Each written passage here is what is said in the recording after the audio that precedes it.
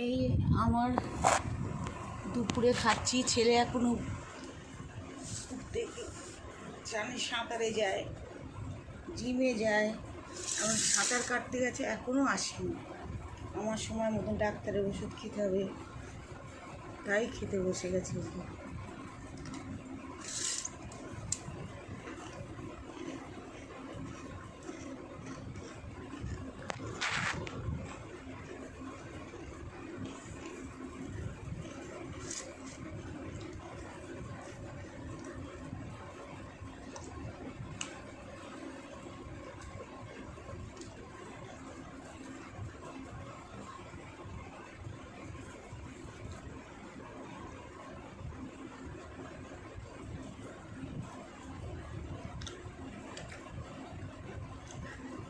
ধোঁকার